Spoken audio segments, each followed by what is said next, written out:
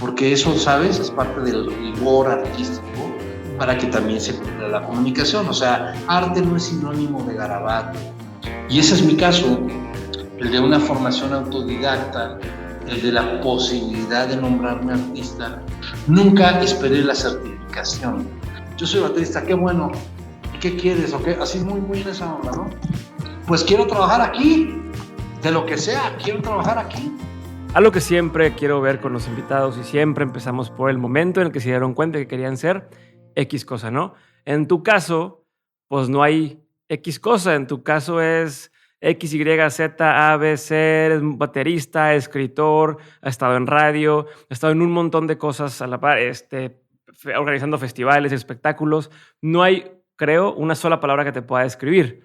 Entonces, ¿cómo es que te diste cuenta que no querías hacer una sola cosa y a partir de qué momento empezaste a notar que, pues, que podías hacer todas estas cosas y vivir de eso a la vez? Pues mira, yo diría escenario, medio y palabra. Es lo primero que se me ocurre al escuchar. Volveré a la infancia. Vámonos de regreso Todo. a la primaria. Una escuela activa en la colonia Condesa en los 70, una escuela donde además muchos hijos de refugiados de dictaduras, Argentina, chilena, etcétera. Primera escuela activa en esa zona, cuando la Condesa no era lo que es hoy, era justamente todo lo contrario. Estamos hablando de 1975 o 76, y yo ingreso a una escuela donde básicamente al director no le importaba seguir los pasos de la SEP o la currícula de la SEP, sino que estaba yo ante un personaje que era fundamentalmente un director de teatro que no había logrado conseguir sus sueños. Y entonces de pronto dijo, escuela activa, medio sistema Montessori, una combinatoria así, voy a hacer mi compañía de teatro infantil. Por supuesto. Por sus pantalones, dijo, pues me vale que eso, yo voy a hacer lo que yo quiera. Sí, como actividad, digamos que extracurricular, si ya la escuela cubría con el programa normal, ¿no? De estudios del siglo pasado, Uh-huh. existía esto, y además la escuela tenía un teatro que se llamaba el Pequeño Gran Teatro La Paloma. Para no hacerlo muy largo, mi caso, el caso de mi hermano, que también luego cumpliría su destino como artista, músico, etcétera, y el de mi tía, pues fuimos tomados por el maestro, el director de la escuela, para empezar a integrarnos en obras de teatro. Y esto comenzó a ocurrir con mayor y mayor regularidad. Uh-huh. Así que de pronto yo me vi involucrado en una compañía de teatro infantil, que hacíamos temporadas en el Ferrocarrilero o que íbamos a otras escuelas. Y luego yo mismo me sorprendía, pero ¿por qué tengo 10 en todo? ¿Pero por qué tengo 10 en matemáticas? ¡Qué brillante soy! En realidad el maestro ya había hecho su trabajo y había cooptado todas las calificaciones para que pues a tu servidor le fuera bien y pudiera yo continuar ahí. Bueno, sí, es un dicho fuerte, pero así fue. Yo creo que el deseo que él tenía no resuelto de ser director y que le funcionó a muchos de los que estábamos ahí de alguna manera en ese ambiente. Por lo menos a mí me enfrentó a lo que decía escenario. Y entonces el escenario es un lugar donde súbitamente te ves atrapado por una serie de emociones que pueden ser como las de un huracán, donde existe el miedo, la confrontación, la libertad, pero sobre todo ese paso previo a la acción que es la vida misma, casi despellejándote, como diciendo, ¿qué haces aquí? ¿Cómo te vas a atrever a esto y al otro? Siempre yo creo que los artistas tenemos que tener ese despellejamiento previo a la escena, si no, no vamos a convencer a nadie. En esa época yo no tenía esa conciencia, desde Es luego, lo que te pero iba a preguntar, porque tú hoy dijiste, los artistas tenemos esto, ¿tú te consideras artista? yo creo que dentro de las definiciones que existen, es difícil decirlo, pero sí soy un artista, soy alguien que está buscando un punto de vista diferente de la realidad y cuestionarla. Okay. Cuestionarla, hacer preguntas, desacomodar las cosas, y no necesariamente dentro de una sola escuela o dentro de una sola línea, porque es una palabra peligrosa. Sí, poeta, artista. por eso No, mismo te pregunto, porque no todo el doctor. mundo se atreve a decir públicamente soy artista, ¿no? Ah, Porque trae una carga esa palabra o tiene un peso que puede intimidar a muchos. Y quería saber en qué momento empiezas a asumirle, decir, sí, soy un artista, ¿no? O sea, en qué momento de tu vida empieza a suceder que dices, ya soy artista, ¿no? Ya no soy un estudiante con ojalá y algún día sea, o ya no soy un trabajo en tal lugar y ojalá y algún día sea artista, sino en qué momento dices, ya, yo soy un artista y asumes esa identidad, se puede llamar de alguna forma.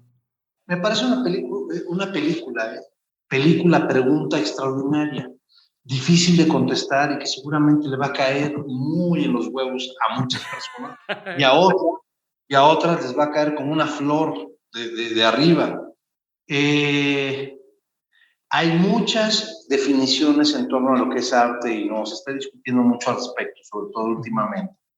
Yo me considero un hombre libre dentro de las actividades que tienen que ver o que la raza humana ha categorizado como arte, como disciplinas artísticas. Soy un artista porque todos los días tengo un punto de vista que tiene que ver con fabricarme una realidad que no sea la que está enfrente de mí, lo cual no significa que sea un esquizofrénico, un loco o eso, sino que simplemente yo de mutuo acuerdo con mi propio país, yo soy el presidente de ese país, el que dirige las acciones, decido un punto de vista sobre la vida. No estoy esperando que el FONCA me diga que soy escritor, no estoy esperando que el conservatorio, la superior y todas las escuelas que hay certifiquen que soy un músico. Nunca esperé la certificación. Vengo de una familia autodidacta, mayoritariamente, desde el abuelo Arreola y desde antes, desde don José María Arreola, que fue uno de los pioneros en la zona de Jalisco, y cierta zona de Jalisco, Ciudad Guzmán, volcán de Colima, en dedicarse al estudio de los volcanes y en haber tenido sus que veres también con el sacerdocio. Vengo de familia de panaderos, de artesanos y por el otro lado de psiquiatras, de estudiosos, de gente ligada a la educación. Yo soy un autodidacta, al igual que lo fue mi padre y lo fue mi abuelo. En ese sentido, tengo esas libertades. De pronto no gusta. La palabra libertad, así como la palabra verdad, no son muy populares. Se los voy diciendo de una vez. Pero esas libertades no gustan. Desde luego que, como dice Stan Lee, con una gran responsabilidad, con un gran superpoder vienen responsabilidades. Yo diría que con una gran responsabilidad o vocación vienen también ciertas responsabilidades. Sí me autonombro artista porque en el proceso de los días, en mi cotidiano, mi acercamiento a la vida, a mis hijos y a las cosas, está rodeado de eso, de textos, de canciones, de mi propia voz, de mi inventiva, de mis mentiras, de mis verdades, de todo lo que considero que va conformando el cuerpo del arte, lo que va definiendo las cosas. Hay el chambista también, ¿no? El escritor, el músico que consideran que las horas son las que definen, y las horas vuelo y las horas sentado practicando. Yo ya pasé por las dos, como baterista, por ejemplo, me formé en Nueva York, en el Drummers Collective, que es una escuela de mucho prestigio en ese sentido, porque, perdón, regreso un poco al hilo de la conversación, a lo que iba es que creo en el rigor, El no rigor. creo, el rigor es fundamental. Una vez que tú has decidido tomar un camino, sobre todo dentro de los terrenos de lo que llamamos el autodidacta, Ujú. tienes que tener un rigor y un marco de referencia muy particular, tienes que trabajar quizá el doble. Yo me fui formando como músico más en escuelas fuera de México que en México, pero también mis principales maestros se encuentran en México, en mi propia historia adolescente, juvenil, de desarrollo, y hablo en todos los sentidos, en el sentido de la posibilidad de escribir, mencionaría como mi primera noción de alguien que me dijo, tú puedes escribir, a Eduardo Casar, que tiene su programa, La Dichosa Palabra, y que ha hecho una carrera literaria y sobre todo como maestro extraordinaria. Wow. Podría decir que mi primer maestro de batería, que me dice, tú sí, tienes eso, ahí está eso, se ve eso, se llamaba Nacho Romero, pero también estaba Alejandro Palet, pero también estaba Alejandro Fernández. Muchos, fíjate, considero que muchos colegas, muchos amigos empiezan a olvidar a sus primeros maestros porque no tienen quizá el fulgor que ellos quisieran, pero eso es un grave error. Hay que mencionar siempre a la gente que te formó, no importa en dónde se encuentra en esos momentos de la vida. Y ese es mi caso, el de una formación autodidacta, el de la posibilidad de nombrarme artista por derecho propio, y a quien no le guste, pues ahí está el famosísimo inodoro de oro, señor Diego Barrazas, y público que nos acompaña en el podcast, ¿no? Y eso tiene que ver también con otras categorías que podríamos ir platicando. ¿Por qué digo que se puede ser artista? Porque también hay una explicación. A ver, de una. Yo estoy contentísimo. Yo creo, me remitiría a toda la gente que nos escucha y a ti mismo a una escena, en una noche donde un amigo me invita a una cena con unos científicos. Este amigo le gusta mucho la tecnología, a mí también me llama la atención, soy muy malo con todo eso, pero me llama mucho la atención como desde el punto de vista narrativo, posible, de la prospección, y siempre soy un curioso de lo que viene y procuro estar conectado con tendencias. De pronto hablaron todos estos chicos muy jóvenes, muchos de ellos desde luego avecindados en Silicon Valley y en otros lugares donde están los desarrollos tecnológicos en este momento, y donde veo que los jóvenes mexicanos están haciendo también sus diferencias. Había por ahí unas eminencias de menos de 24 años. Entonces, cuando llegamos a mi tema, bueno, que hable el músico, que hable el músico, ¿no? Le toca. Toca que hable la abstracción, ¿no? No lo comprobable, toca eso. Y entonces empezamos a platicar y en algún momento, de manera como un agitador, yo empecé a hablar de estas categorías. Bueno, sí, entonces tú eres artista. Bueno, sí, soy artista, sí, pero también hay que aclarar que hay mucho entertainer, ¿no? Es otra categoría de esto. Hay gente que se dedica a entretener, que serían en dado caso los Malumas, las actrices de soap opera, las actrices y los actores, que eso no significa que no se puedan convertir, si es que su interés, en artistas de otro tipo o en intérpretes con performance. Pero ahí está esa categoría. Entonces yo hablaba de eso y me veían con cara de, bueno, entonces una actriz no es una artista. No, compañeros, es alguien que te entretiene. Existe esa figura en el inglés que es el entertainer. Y luego en la música yo les decía, bueno, quizá la chica que ejecuta el violín en la sinfónica, en el puesto no es artista. Ejecuta una pieza. Ah, pero ¿cómo? Está tocando el violín, eso es arte. A veces pues sí, a veces no. Depende de cómo lo haga, ¿no? De repente tal cantante, no, ese es un intérprete. Ese es un intérprete. Es decir, le han hecho canciones a la medida y su voz permite hacer eso. Pensaría, ahora que estamos en ello, Luis Miguel Dixit, ¿no? Justo estaba pensando en eso, que estaba viendo unos videos donde Juan Gabriel compuso todas sus canciones. Bueno, y Luis Miguel era un intérprete. Juan Gabriel es un artista. Sin embargo, distingamos lo que le ocurre a Luis Miguel a través de su compositor es un acto de arte. Ver a Luis Miguel en su mejor momento. Y fíjate, yo estoy diciendo cosas que en esos ayeres, en los 90, yo estaba en alguna fiesta en la Colonia Condesa o en la Roma haciendo una banda de progresivo, de música en oposición con mi hermano, y jamás se me ocurriría acercarme al Auditorio Nacional a ver a Luis Miguel dirigido por Kiko Cibriani y una serie de músicos que serían fundamentales para el desarrollo no solo de eso, sino del jazz en México, como el Cabezón en la batería, Héctor Hermosillo, etcétera, toda la banda de Luis Miguel. Ahora me gustaría regresar el tiempo y poder ir a uno de esos auditorios, porque aquí se presenta un fenómeno. Si es un entertainer Luis Miguel, sí, pero también es un artista.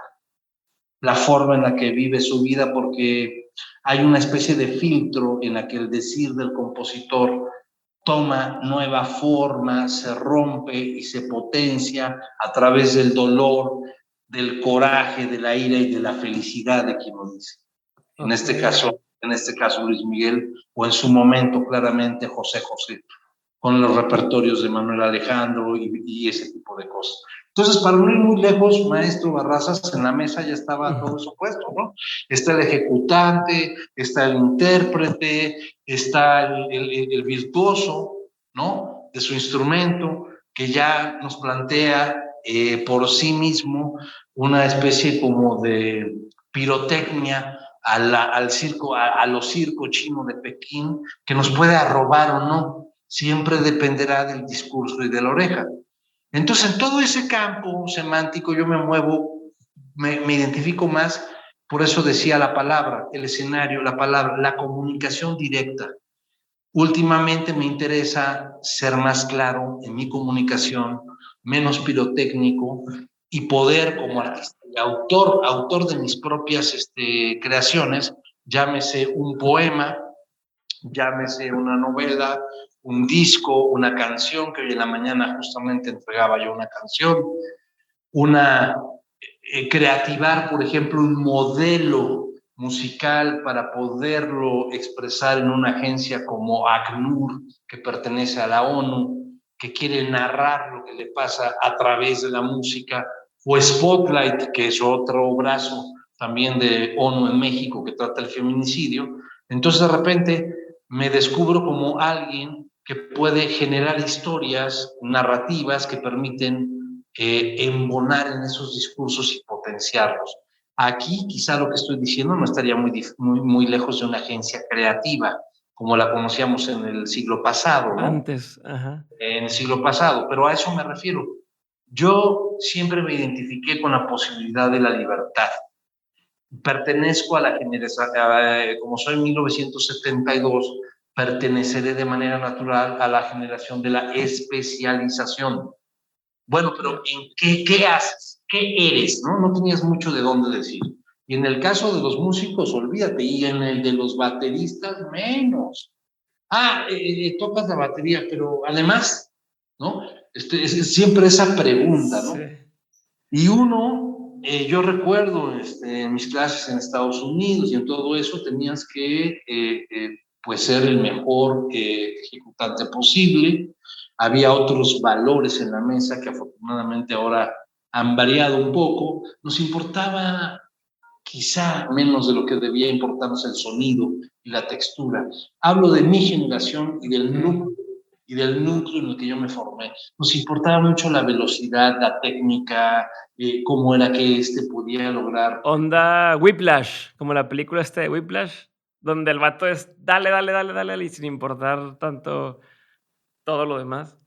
Es un ejemplo que podría funcionar desde el punto de vista de la técnica, del desarrollo de una velocidad, de una serie de capacidades que la vida misma y los nuevos medios y las nuevas sociedades digitales las están cuestionando, ¿no? Ahora es mucho más productivo ver a una chica o a un chico feliz tocando un cover con una batería enorme, siendo muy feliz, anunciando platillos, ¿no? Pero disfrutando de ese momento. Quizá no hay contenido original, no hay composiciones nuevas, pero existen estos patrones para presentar el contenido, ¿no? Entonces yo... Ajá. Es que te quiero interrumpir, porque justo ese tema, creo que tú me puedes hacer esa respuesta. ¿Qué tendría que hacer alguien? Y ahorita vamos a regresar a tu historia, porque quiero saber todavía cómo llegaste a donde estás, pero justo ese tema, ¿cómo le hace a alguien para evitar convertirse en este cascarón de artista?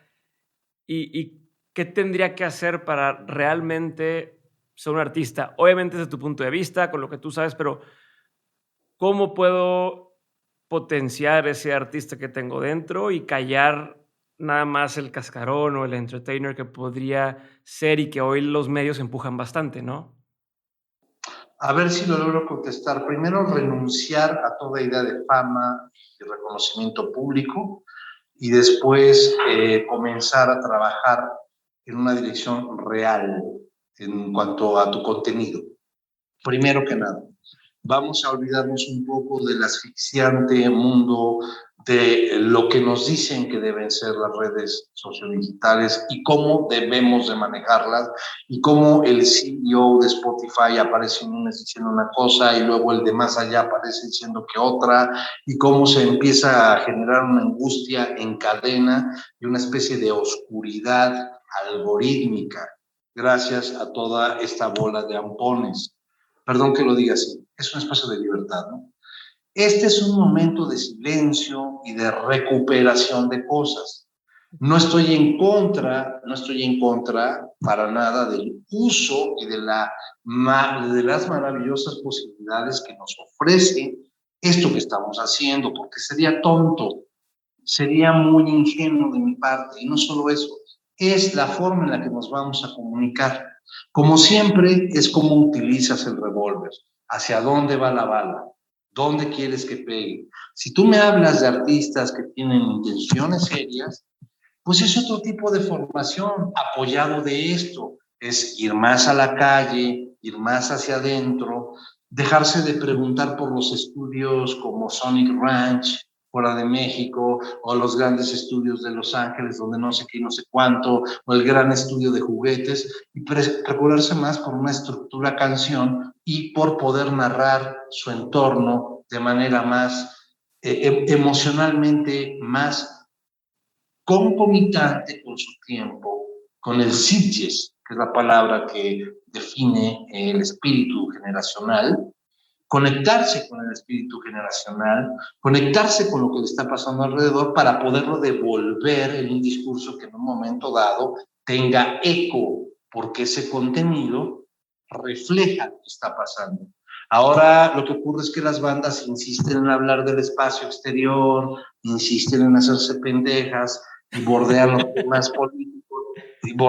temas políticos, los temas de interés nacional, los temas de interés mundial, ¿no? Y entonces ahora resulta que Maná tiene mucha más actitud que cualquier banda, ¿no? En cuanto a una agenda, digamos que ecológica, ¿no? Como lo fue en su momento. Yo no sé las motivaciones ni me interesan, solamente estoy poniendo ejemplos muy claros para contestarte a algo que 100%. requiere ser contestado. Necesitamos ponernos en un plan mucho más serio en cuanto al contenido y de dónde viene. En el caso de los artistas que tengan ese tipo de pulsiones, porque hay otros que quieren la ligereza, el baile y la venta de accesorios. Y está bien, solamente definir primero quién se es, ser muy claro en ese sentido. Voy a entretener al público para vender una serie de productos correlacionados, perfecto. Habrá quien me siga la broma y no solo eso, quien se asocie conmigo. Me voy a convertir en un artista que ha escuchado o soy alguien que ha escuchado mucha música, que tiene intenciones de comunicarse emocionalmente, entonces a trabajar ahí, a meterse con compositores, a meterse a leer, a leer, a leer, a leer y después de eso a leer y a escuchar a toda la realeza que construyó lo que conocemos como música contemporánea, ¿no? En todas sus definiciones, géneros y subgéneros. En electrónica, en el jazz, en lo experimental, en el rock, en lo que sea. Y además, ahí sí yo me siento muy cómodo en la ruptura de los géneros. Yo ya no creo en el rock tanto, no creo solamente en el jazz, no creo solo, creo en estas contaminaciones que también suceden y que son producto de estas pulsiones también de los más jóvenes. Hay que escuchar siempre, hay que tener la mirada hacia abajo, qué está pasando con los que vienen, qué están diciendo. Yo por eso soy alguien que puedo ver fácilmente en una noche Luisito Comunica un rato, pero después leer a John Kennedy Toole, La Conjura de los Necios, para cerrar a lo mejor con alguna cosa quizá de Bach ahora o de Wagner, ¿no? Eso es importante el día de hoy, sí, porque es poder tener un poco de toda la historia del mundo y del devenir de las diferentes escuelas y del arte y de la comunicación para poder pararte mejor.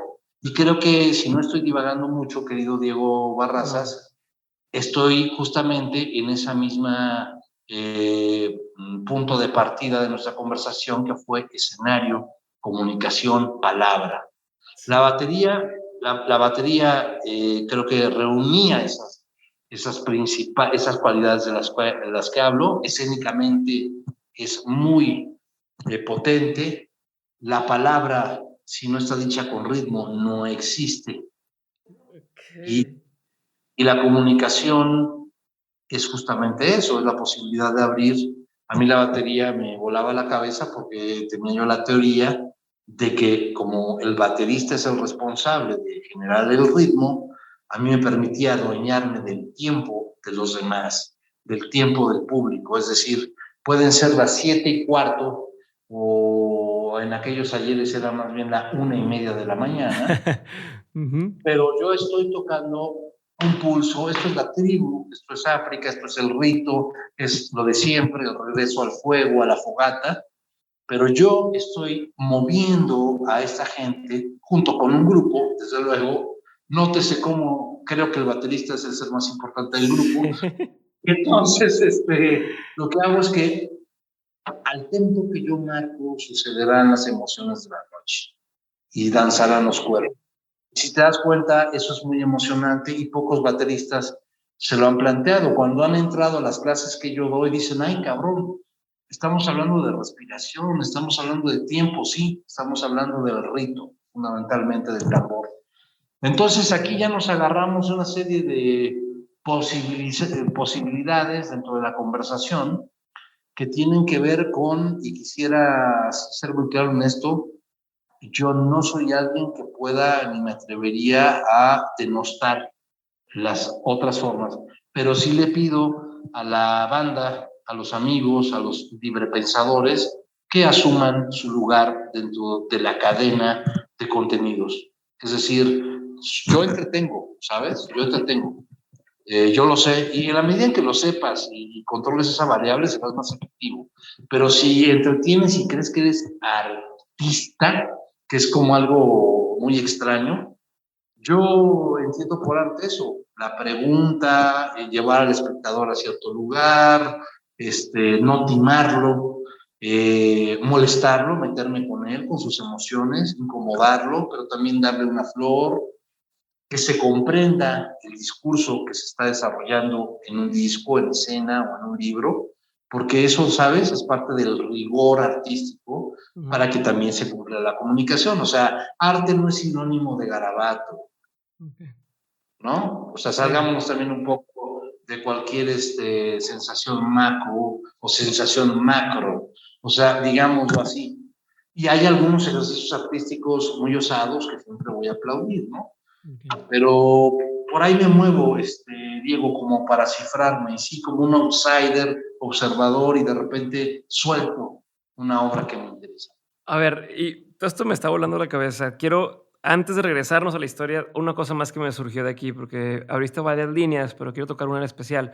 Tú decías, y lo dijiste hace rato, yo hago arte, le guste quien le guste, ¿no? Como esto lo considero y ahorita que te decía, ¿cómo le hago para ser artista? Dices igual, que no te importe la fama, concentrarte en el contenido de lo que estás haciendo.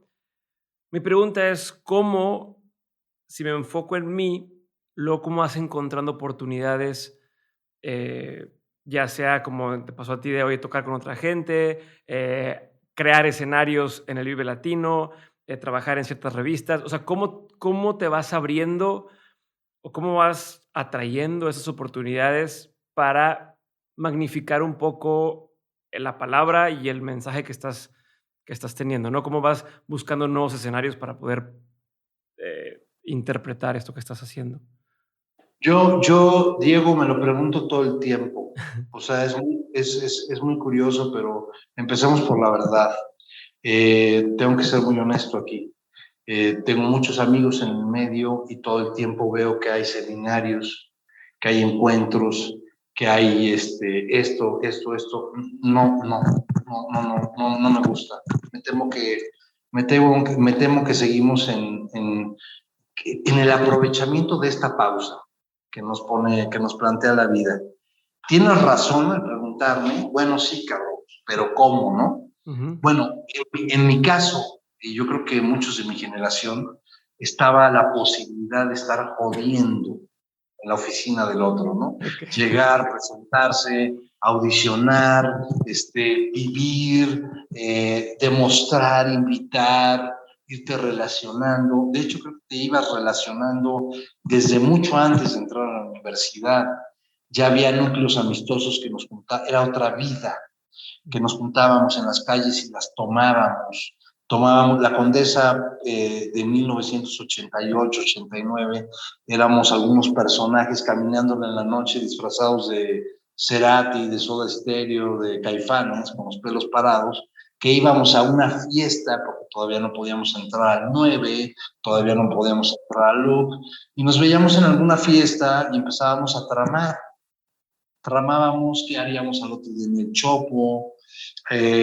Para nosotros download era vernos a las 8 de la mañana en la estación de camiones, hacer todo un tránsito hacia el Chopo, ir felices y totalmente fuera de control porque sabíamos que íbamos a ir a comprar, por ejemplo, el nuevo disco de The Cure o el nuevo de Rush o el nuevo de una banda que nos importaba, progresiva, experimental o inglesa, tipo Manchester. Y en ese trayecto pasaba la vida. Te encontrabas con quien te ibas a casar, te encontrabas con aquel, te ponías borracho, había un problema, no encontrabas el disco, si lo encontrabas, luego regresabas con el disco, más borracho todavía, luego estabas otros alicientes y hacías nosotros hacíamos muchas fiestas en la casa y como decía en aquel tiempo, creo que era el programa de Nin Fanching, descelofaneábamos el disco, lo olíamos, lo veíamos, la posibilidad del póster, ¿no? Esa inmovilidad infinita de la portada donde cabía todo lo que estábamos a punto de escuchar. Eso era un download. Y luego prestarlo y luego que se prestara a alguien para grabarlo en cassette y hacer una entrega de copias o que cada quien lo comprara. Esto necesariamente explica otro tipo de vida y de procedimientos y había una industria musical que se encargaba de organizar esos deseos y había además menos oferta. Te podías enganchar con un disco que se convertía en el soundtrack de tu vida al menos 6 meses. Te podías enganchar con la espera hasta que regresara otra vez de gira la banda que te gustaba y ese tiempo narrativo, emocional, iba generando una fidelidad que ahora no existe, ¿no? Cierto. Se generan fidelidades a partir del algoritmo, se generan fidelidades no orgánicas, muchas se compran, y lo más triste, el artista, como yo le digo, que persigue likes, como un enfermo mariposas en una mañana, ¿no? Donde vemos al artista caer en situaciones absolutamente absurdas porque ya ni siquiera tiene un manager, porque no tiene una oficina de no sé qué. Yo crecí en ese ambiente. Vamos a tocar a Guadalajara. Llegábamos 22 y el grupo éramos 4. Qué chingón. Ahora nos podemos explicar qué mierda hicimos. Pues hicimos muchas cosas mal. Estábamos construyendo algo que apenas podíamos entender. Yo creo que aquí en México hacíamos tocadas, no conciertos, ¿no? No teníamos el sentido de la iluminación. Nosotros ya, un poco, debo decirlo, con la gente que trabajábamos, pero sí era como de, güey, vamos a tocar en el no sé dónde y al otro día tocabas en un Metropolitan a lo mejor, pero luego regresabas a otra cosa, ¿no? A lo que voy con todo esto, querido, puedes preguntar, me detengo si quieres. Sí, antes de tener ese pensamiento, ¿cómo evitas que la profesionalización de tu arte le robe? No como decir esto que decías de la iluminación y de tal, que pasar de una tocada, imagínate que se llevan a tu banda de una tocada, ahora a un escenario en el Metropolitan, que tienes más producción, que es mucha más gente, pero ahora la gente está a lo mejor sentada en lugar de estar ahí encima parada. O sea, ¿cómo evitas que te robe la esencia hacerlo, entre comillas, mejor, ¿no? Porque no sé si es mejor o peor, pero este nuevo formato de hacer lo que ya hacías antes, eh, y en general para los artistas, ¿no? ¿Cómo se puede evitar perder el alma, por decirlo de alguna forma, al querer llevarlo a más gente y hacerlo lo que se conocería como más profesional? Que otra vez, no sé si sea la palabra correcta, pero creo que me doy a entender un poco, ¿no? Sí, a diferentes escenarios, ¿no? Escenarios con diferentes dimensiones isópticas, que es, significa desde donde veo mejor, con diferentes precios, con diferentes expectativas por parte de quien acude a un show así. Pues nosotros lo que hacíamos, y me refiero, pienso un poco en La Barranca, en Santa Sabina, en alguna época de los Pascuales, Iniciática, en los principios de SOE. Imagino que lo que hacíamos era como una especie de upgrade de lo que ya veníamos haciendo en el lugar pequeño. Contratábamos un poco más de gente y entre los mismos músicos diseñábamos algo, cosa que es hermosa, ¿no? Es una entrega. Es difícil fallar cuando ya se ha construido un público y cuando tienes esa entrega y cuando no necesariamente, ojo, estás quizá traduciéndolo de la mejor manera posible, pero sí a través de un corazón y de tus amigos, de todo el staff que está metido contigo, que es el otro 50% del jale, y entre todos construir una experiencia que en otros países que realmente tiene llega un director de escena, ¿no? Llega un director de luces y entonces hace un planteamiento basado en lo que ve. No, señores, aquí en México a chingadazos.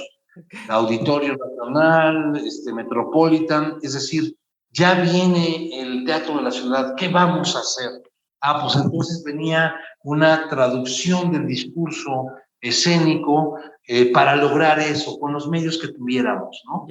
Cosa que me parece interesantísima, porque todo el tiempo el artista mexicano, sobre todo el músico de rock, está obligado o estuvo obligado a pensar alternativas, a estar muy vivo para poder entrar a esos escenarios y dejar una buena impresión. Y finalmente las canciones que fueron concitando al público alrededor del fuego, que ese es uno de los problemas que yo tengo ahora. ¿Dónde están las canciones?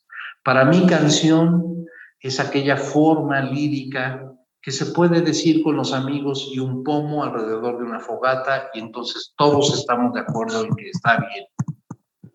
¿A qué me refiero? A que tú agarras una guitarra y empiezas a cantar Lucha de Gigantes o cantas de música ligera o vas a cantar, quiero pensar en una de Zoé, ¿no? Que tiene varias, que son susceptibles de ser canciones en su concepción total, y eso por poner ejemplo que todavía no es nuevo, Zoé ya es una banda vieja en este momento, pero no sé, Little Jesus, otra cosa por el estilo, que te canten una canción.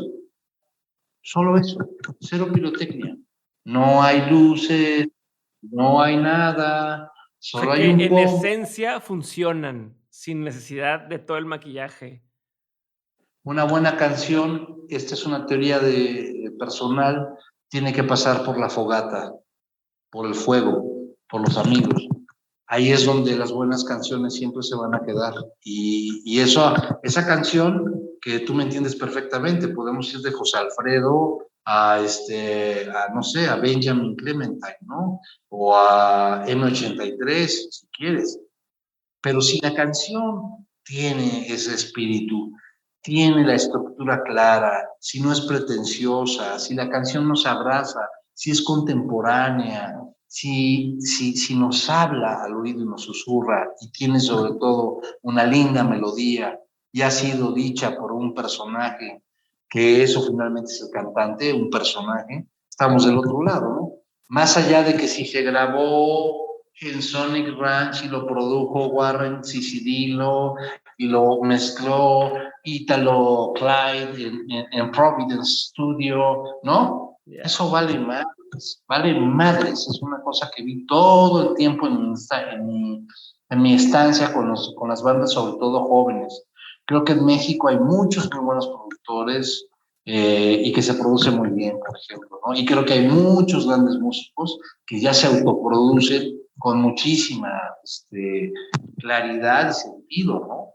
Chingón. A ver, entonces, regresando, esto responde a la parte del profesionalismo. Y regresando a la parte de cómo encuentras esas oportunidades, cómo te abres puertas y demás, por ahí me estabas Ah, llevando. mira, esa es una parte que a mí me llama mucho la atención porque nos la seguimos preguntando. Yo sigo sosteniendo reuniones con amigos que tienen posiciones notables en esto todavía, en lo que queda de esto. Ujú. Y noto que no saben qué hacer. Noto que no tienen una respuesta clara. Noto que sí, de repente me hablan de este tipo de procesos, ¿no? Un agregador que todo el tiempo está jodiendo a una banda diciéndole que cada semana tiene que subir contenido a Spotify. Yo les pregunto, ¿eso es posible, amigos, amigas? ¿Tiene sentido? A lo mejor para ti que no te importa mucho la hechura de la música y que te vale un poco más y que lo que quieres es estar echando desmadre, sí te va bien con ese tipo de fórmula. Pero habemos gentes que creemos en la buena música, en un disco chingón, en ese tipo de discurso y no nos van a callar porque anden con sus pinches plataformas. Entonces lo que tenemos que hacer es saber cómo oponer nuestra plataforma o comenzar a tomar lo que yo digo, la calle, gradualmente. Ujú. La historia nos ha mostrado mucho que todo es circular, ¿no? Sí. Cuando empezó el movimiento del rock en español en México, empezó en fiestas particulares, sobre todo cierto tipo de rock que nos define, ¿no? Empezamos a ver a Fobia o a los Caifanes en Constituyentes, número no sé qué, o en la Calle de Fuego, y llegabas y una cuba te costaba 12 pesos y te ponías como loco, pero podías ver eso. Lo que quiero decir es que era tan real como hablar del CBGBs en Nueva York, los Ramones y Television y todo eso, ¿no? Era exactamente eso, porque era real. Por eso me interesó de pronto más el discurso del hip hop de unos años para acá, literaria y, digamos que en la sensación de la palabra es un movimiento. Desde luego sé que el hip hop tiene muchas vertientes, muchas variaciones y que también está absolutamente influenciado por la venta de pantalones, cadenas y coches. Pero en su sentido esencial tiene mucho que ver con la crónica, que me encanta, la crónica de los días, con el blues y con todo eso, con la palabra bien usada. Es decir, un crew serio de hip hop que traiga alguna intención discursiva no te va a aceptar si tú no andas diciendo tu verdad, ¿no? Entonces de repente noto que la respuesta, querido Diego, porque sí me importa decirlo, está más en la calle, en cómo nos volvamos a relacionar a partir de los espacios pequeños y lo hagamos real el trato. Si una oportunidad nos está dando la pandemia, perdónenme todos aquellos que son mis amigos y se dedican a esto, es la eliminación de los intermediarios. Sí, sí estoy viendo eso también. Yo les quiero hacer una pregunta a mis amigas músicas y músicos. ¿Necesitamos lo que nos estaban planteando? ¿Quién manda?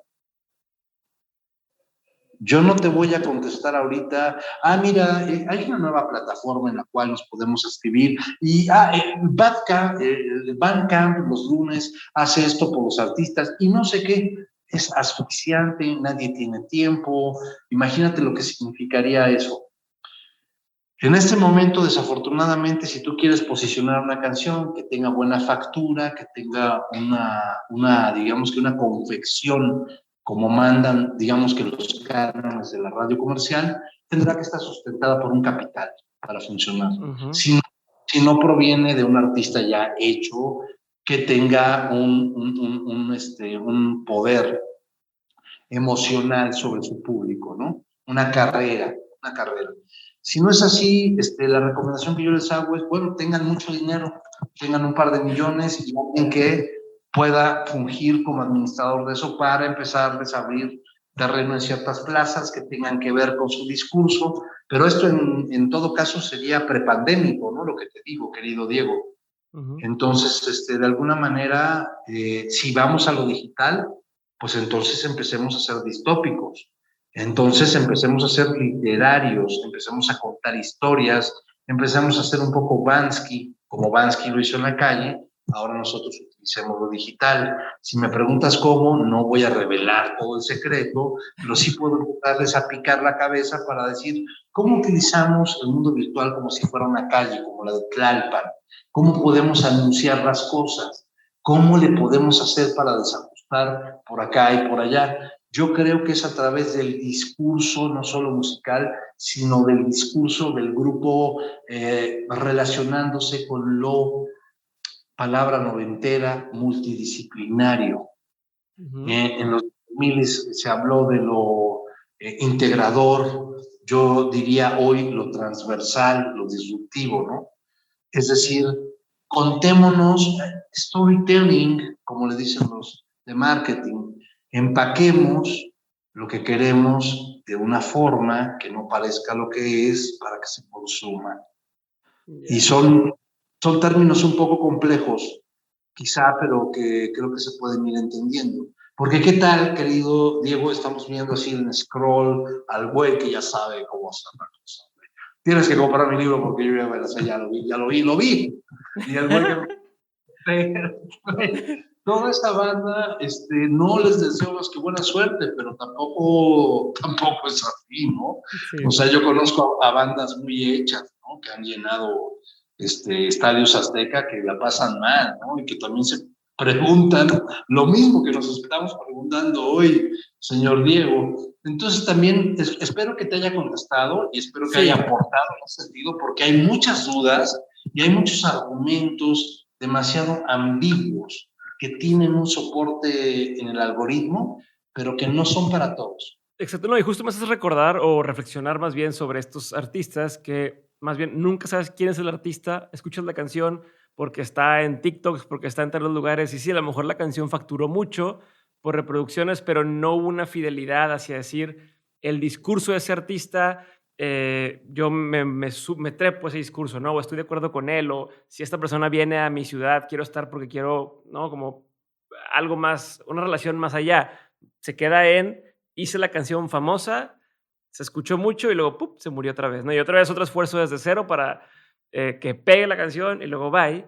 Y ahorita me hiciste recordar cuando decías esto, de cómo, y he visto varios ejemplos de gente que empieza, como dices, desde abajo y va haciendo pues, una pequeña audiencia, a lo mejor en su colonia, luego en su ciudad, luego va creciendo, pero ya esa audiencia se conectó de una forma distinta con ese artista en cualquiera de los ambientes, no músico, artista plástico, autor y demás, pero que ya hay cierta relación o fidelidad que no es artificial y que, como dices, no está causada por hackeé el algoritmo, ¿no? Logré hacer que me viera más gente y eso me hiciste reflexionar mucho y me gusta bastante. O sea, estoy muy de acuerdo contigo. No voy a regresar. ¿Y me puedo añadir algo, querido? Sí, claro, lo que quieras. El efecto que yo llamo, ¿y dónde están? A mí todavía me tocó el tipo de promotor, en muchos sentidos, que no mames, es que este güey tiene, o esta chava tiene 734,000 billones, ¿cómo? De likes, no mames, ya chingamos, hay que contratarla. 2 metropolitas, 3, 4, 5, no es cierto. Justo por todo lo que acabas de decir. Las variables de esa métrica, tú lo debes de saber, son muy, oye, ya estoy hablando con una autoridad sobre la métrica y cosas que... Sí, pero es eso. Es que me gusta la conversación porque me recuerda que sé mucho más de lo que pensaba. A eso voy, que de repente a mí me tocó ver muchos artistas que están con una cantidad de likes ahí muy bien puestos, pero que, ¿y dónde están? Cuando llega la hora de la venta de boletos, cuando abres la venta, no hay venta, cabrón. No la hay. También, entre otras cosas, porque se ha mal acostumbrado el público a ver gratis muchas cosas o a sentir que le pertenecen, sobre todo en los territorios de la música. Y sobre todo también porque las marcas han hecho lo suyo, ¿no? Han comprado y pagado los espacios que se tienen que pagar naturalmente del bolsillo por el gusto de escuchar a quien se para. No, y te acostumbro a que todo el tiempo estoy ahí enfrente de ti en mi celular, ¿no? Todo el tiempo estoy platicando cosas por redes sociales, ¿no? Esos stories de Instagram y demás. Pues el día que te digo, oye, ven acá al escenario que te platique cosas, pues dices, pues todo me lo platicas por acá porque voy a ir, ¿no? A mí me gusta mucho un músico que se llama Andrés Suárez, es un español. Y él en sus conciertos toca como trova, onda así, y en sus conciertos, o más Sabina, que en el concierto te cuenta historias detrás de las canciones o te va platicando. Entonces dices, qué chingón poder escuchar eso y yo pago por escuchar eso que está atrás, porque independientemente de si la canción es muy popular o no, o sea, me toca muchas veces que descubro canciones del autor que a lo mejor estaban en un disco que nunca escuché o lo que tú quieras, pero como me gusta el artista, le doy oportunidad a la canción y dices, qué chingón, nunca la había escuchado, pero me gustó y lo que dice me llegó o me hizo llorar y nunca la había escuchado, a no tener que corearla todo el tiempo y todas las veces, ¿no? O no tener que decir, este es el hit y se tiene que bailar y ya, ¿no? Entonces, creo que me gusta esto que comentas. Me quiero ir más atrás, mi estimado Chema. Pero ¿sabes qué? Te vas a ir más atrás antes de que, no sin que yo diga una cosa más. Es el momento del backstage de las cosas. Lo que acabas de decir, para contestar también lo otro de cómo se le hace hoy, es que tienes que narrar.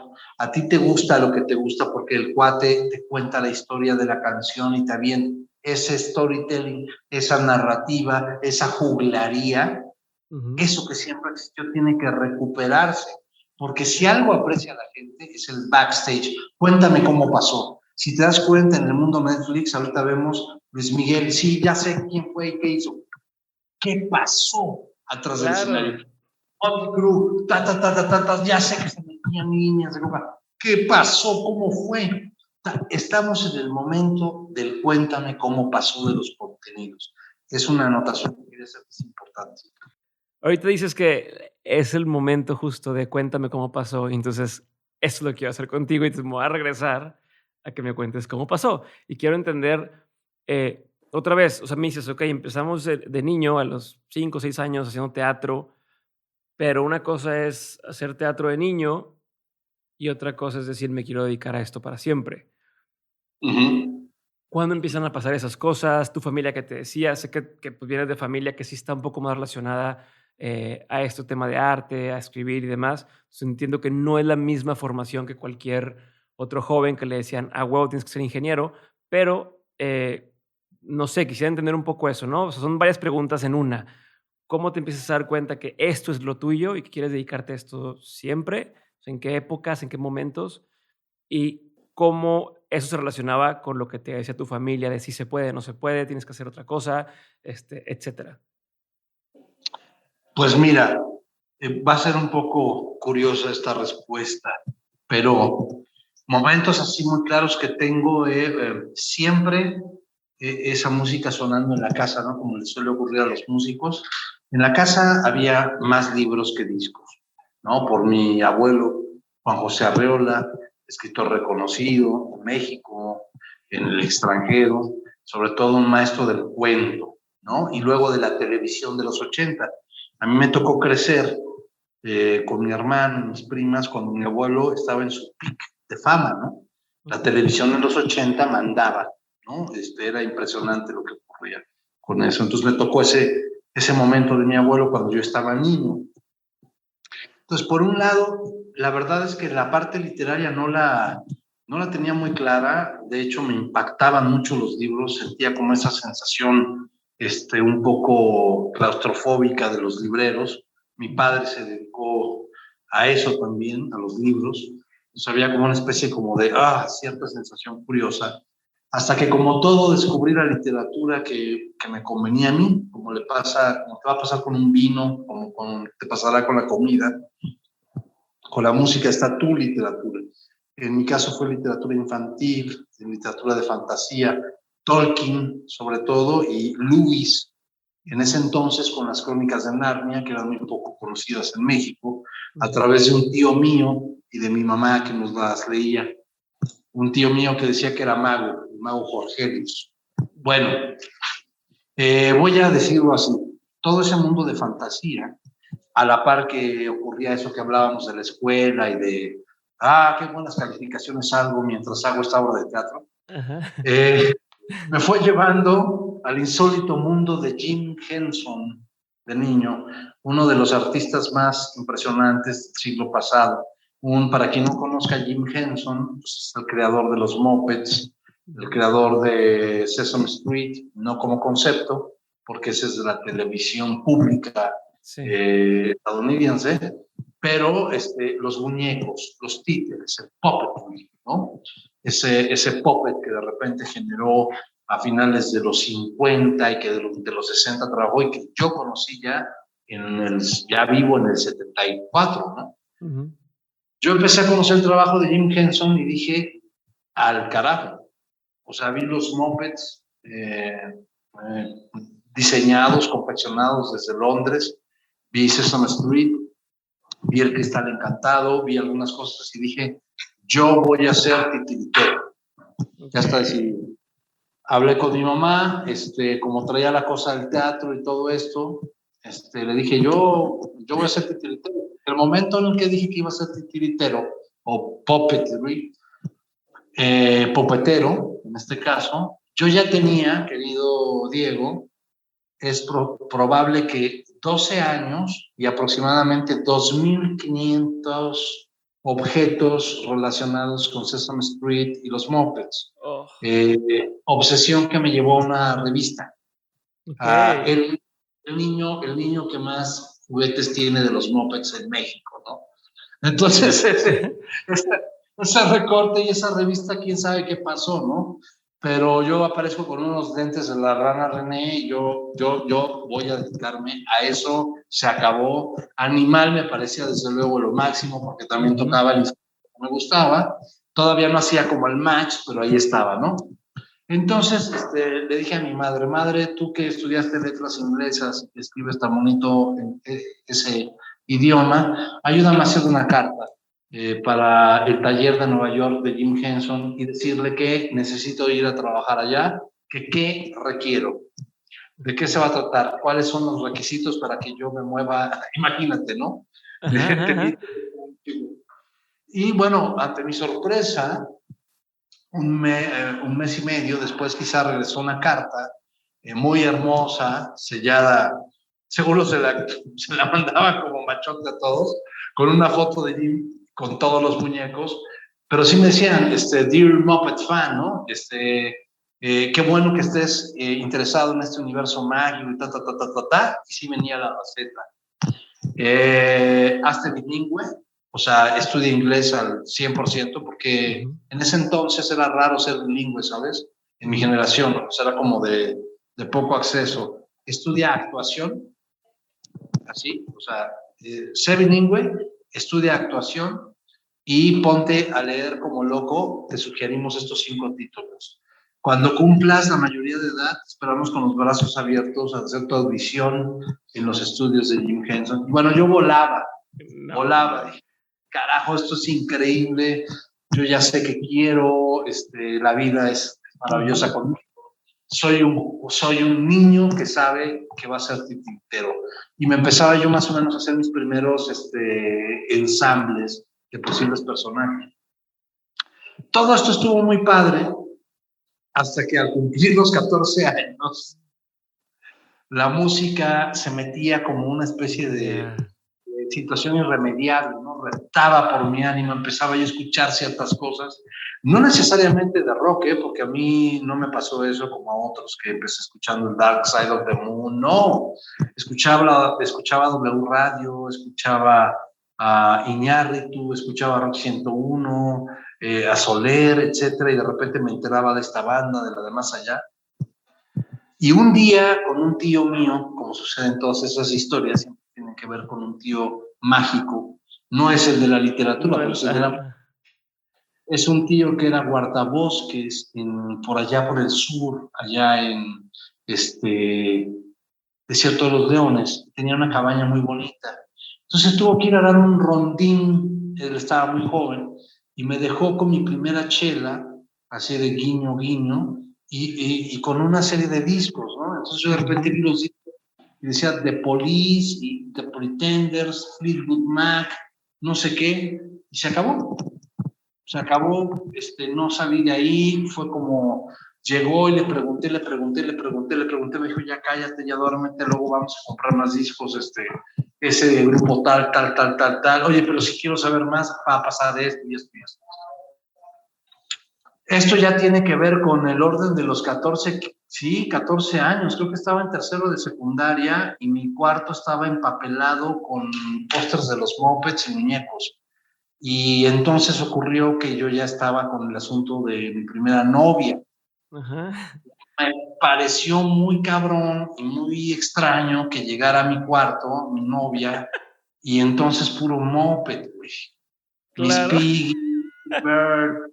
Y entonces comenzó una suerte de choque conceptual que nadie me ayudó en ese momento como a prever, y luego la travesura.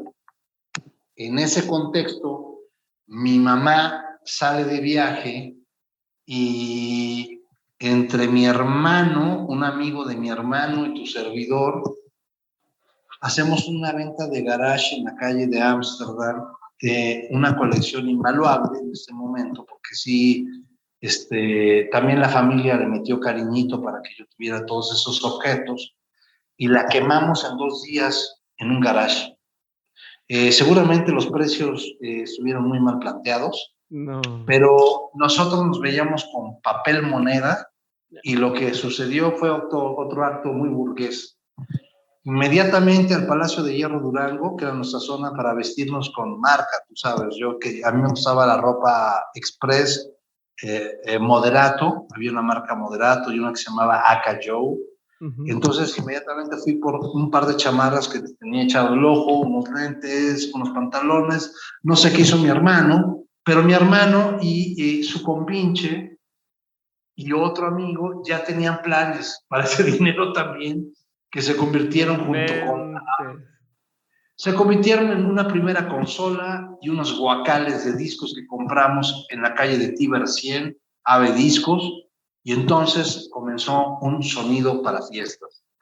Me temo que yo era el que menos me involucraba.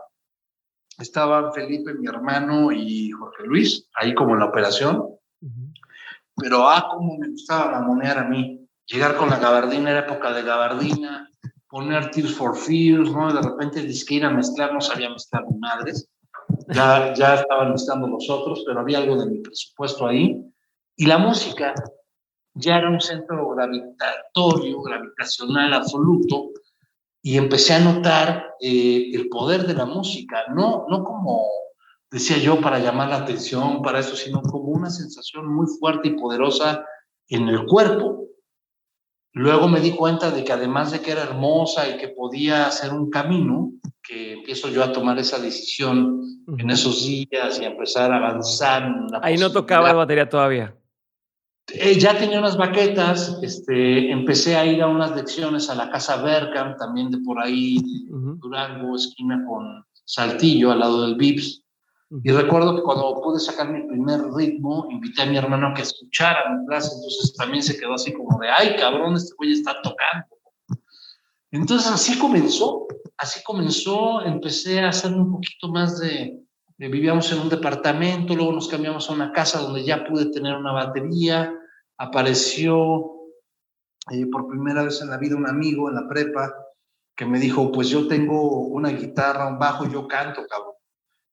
Vamos haciendo una banda. Entonces yo puse la casa y el bajista nunca llegaba el bajista. Yo voltaba a ver a mi hermano, que estaba súper chico, bueno, yo le llevo 2 años y medio, y mi hermano estaba así viendo el bajo. Yo decía, bueno, ni creas que te vas a acercar a esta banda, que en ese momento no sé ni cómo se llamaba, creo que se llamaba Ánimas Anónimas. Okay. Y entonces de repente Guillermo Ríos, que todavía se dedica a la música, se me acercó y me decía, oye, güey, tu carnal, güey, no seas así, güey, se ve que está que se muere, güey.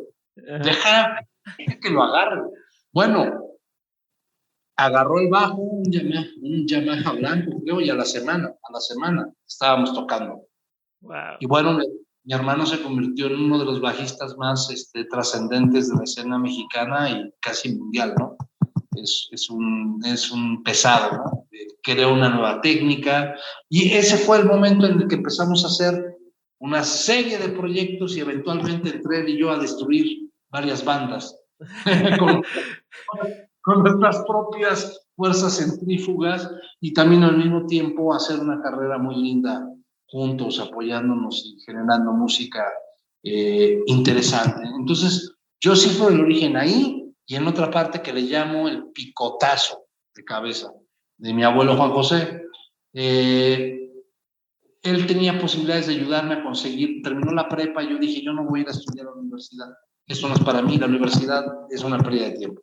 Yo voy directo a la batería y me voy a ir a Estados Unidos, ¿no? Entonces mi mamá dijo, sí, pero no. Vamos a hablar a tu abuelo Juan José porque no vas a estar aquí en la casa como de la batería, sino que vas a ponerte a trabajar a la par.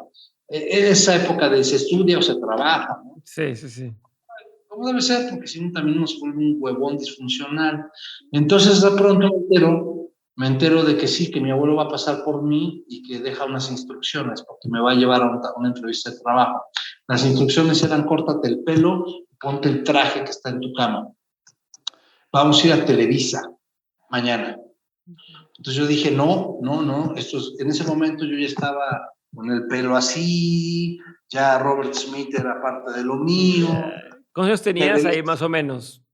Yo creo que ahí estábamos en los 10, yo debo estar en los 17, Okay. puede ser, ¿no? Más o menos algo así. O sea, a punto de entrar a la universidad. Sí, 18. Por ahí, ¿no? Uh-huh.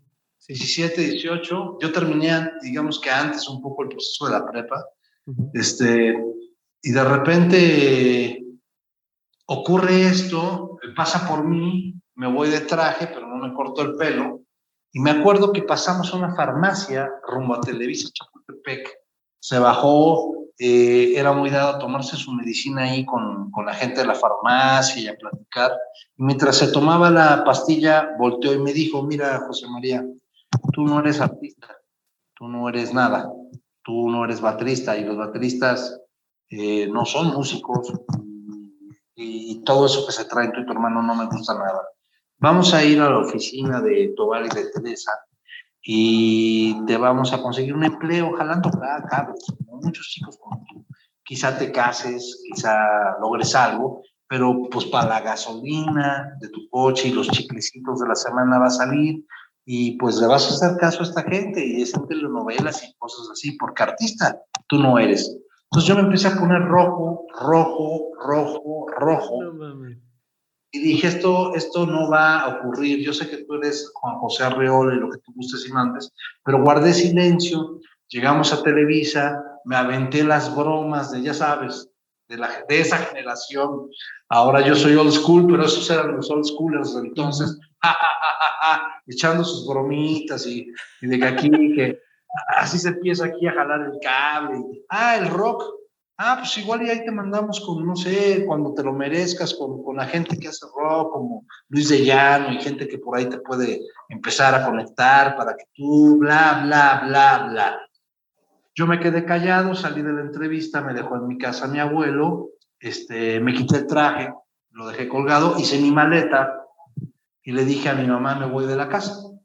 Me voy de la casa con mis baquetas. Si tú no entiendes de qué se trata esto, yo sí. Yo voy a ser baterista y me voy a ir a vivir a casa de Carlos, mi amigo, porque su abuelita ya me dijo que sí me puedo quedar a vivir ahí. Carlos y su abuelita vivían en la calle de Leibniz, hacia Polanco, enfrente del Camino Real, en la calle de Edgar Allan Poe, número 13. Así que yo estando en Mazatlán, esquina Fernando Montes de Oca, donde estuvo la casa donde siempre vivimos, pues me iba caminando fácilmente a ese lugar, ¿no? Uh-huh. Y decidí cambiar la ruta y decidí ir por el Parque España, darle la vuelta al parque para entrar por Sonora e irme hacia Leibniz, ¿no? Y llegar. Y cuando voy sobre la calle de Sonora, veo a dos tipos de pelo largo subiendo un anuncio que decía Drummers Music. Drummer. Yo dije, esto no está pasando, ¿qué carajos? Entonces traía la maleta, me acerco, no había celulares, ¿eh? Yo había dejado un recado de mamá y te ves, ¿no? Y de repente llego y veo a dos tipos así, mamones, ya sabes, ellos tenían 29 y 25 años, yo, insisto, estaría por los 17, 18, y de repente dije, esto va a ser una tienda de baterías, ¿no? Y casi la respuesta de, pues, ¿qué no estás viendo? Sí, sí lo veo, yo soy baterista, qué bueno, ¿y qué quieres? ¿O qué? Así muy en esa hora, ¿no? No mames. pues quiero trabajar aquí, de lo que sea, quiero trabajar aquí. Y me dice el tipo yo soy el gerente, voy a hablar con el dueño. Y era un changarro pequeño como una boutique. Y entonces sale el otro maestro acá, ¿no? Y me dicen que es Alex Fernández, que es uno de los bateristas más importantes de México, que toca con Timbiriche, en ese momento creo que era Cristian Castro, Alejandra Guzmán, ya sabes, me avientan toda una letanía que a mí la verdad me dio una especie de espanto, porque yo entonces ya andaba en Primus con mi hermano y en otras bandas mucho más heavies, ¿no? Sí. Entonces todo su currículum me impresionó, pero desde el punto de vista como de, este es el güey que sale siempre el domingo, o que sale de gira con los artistas, ¿no? Uh-huh. Y entonces de repente me empieza a hacer preguntas y me dice, ¿tú de dónde sales? No, pues es que yo vivo aquí, cerquita, pues soy baterista, tengo tal edad, todavía no voy a entrar a la universidad, no sé. Les caí bien y me dijo, mañana te espero a las 11 para hacer un examen, para verte tocar. Entonces llegué a casa de la abuelita de Carlos, creo que mi mamá me estaba buscando, y yo ya ni siquiera le contesté, me fui a estudiar. Toda la noche empecé con mi practicador y imaginándome cosas, no había de dónde agarrarse para saber de esto y aquello, y dije, bueno, pues a ver qué pasa. Llegué al otro día, hice el examen, y entonces me dijo, perfecto, salario mínimo más comisión. Empiezas el lunes que viene. Yo nada más escuché eso y hace cuenta que ahí empezó mi vida. Estuve 2 años en esa tienda y ahí aprendí a tocar. Ahí conocí a todos los bateristas que importaban en ese momento. Ahí se relacionó también mi hermano con un grupo de músicos que eventualmente lo hicieron profesionalizarse igual que a mí. Empezamos a trabajar en lugares. Ese fue el centro medular de mi historia, esa tienda.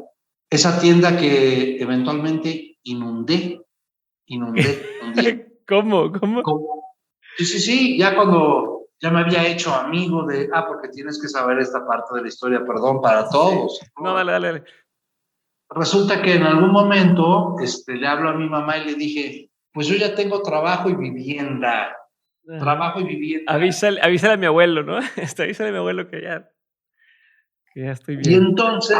Y entonces, a los 2 meses de estar en la tienda, a mí me tocaba barrer, limpiar platillos, recibir baquetas, pero imagínate la felicidad de eso. Bueno, y un día estoy limpiando los platillos y escucho que Alejandro le dice a mi querido Armando Lelux, que era el gerente, y luego ya nos hicimos pues super brothers los tres, ¿no? No mames, ¿ya viste que se está bajando del coche? Ay, es el maestro Arreola, güey, viene para acá. No, y voltean a verme y yo así de, chingue su madre. Y de repente entra mi abuelo a la tienda, pero en personaje, con la capa, todo. Iba a grabar a Chapultepec. Y entonces le dice a Arreola, ¿cómo tratan a mi nieto? Y entonces volteó el dueño de la tienda y me dijo, ¿es tu abuelo? Dije, es mi abuelo, te lo presento. Y entonces nos dio una clase hermosísima, mi abuelo, sobre los platillos, sobre los címbalos, ¿no? Y sobre lo que significaban, porque es un instrumento que viene de Turquía. Uh-huh. Curiosamente, la empresa más antigua en la historia de la humanidad como empresa es una fábrica de platillos que se llama Siljan. Siljan, claro. Uh-huh.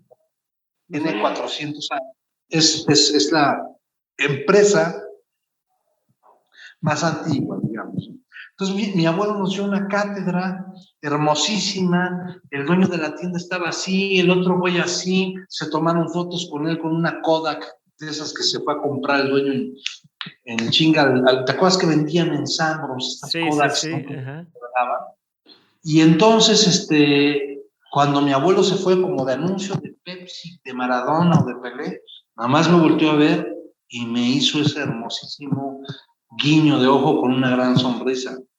Yeah. En realidad fue un momento, o sea, sí te lo tengo que contar porque eso, si bien no era relevante en ese momento, lo fue en mi vida, porque a mi abuelo muchos miembros de la familia de alguna manera querían que les solucionara la vida, ¿me entiendes? Claro. Y creo que mi hermano, yo, mis primas, nos fuimos siempre por nuestro camino, ¿no? Y creo que él le dio mucho gusto que yo generara mi propia historia, ¿no? Ese es el inicio Pero ¿y de por qué mi... crees que tu abuelo en su momento te dijo: "No, no eres artista, no eres músico, no vas a hacer nada"? ¿Por qué crees que te lo dijo así tan él siendo escritor? O sea, también se fue por un camino en el que a lo mejor le hubieran dicho a él: "No mames, no puede ser eso", ¿no? ¿Por qué sabiendo que sí se podía hacer algo así, te dijo a ti que no eras nada de eso?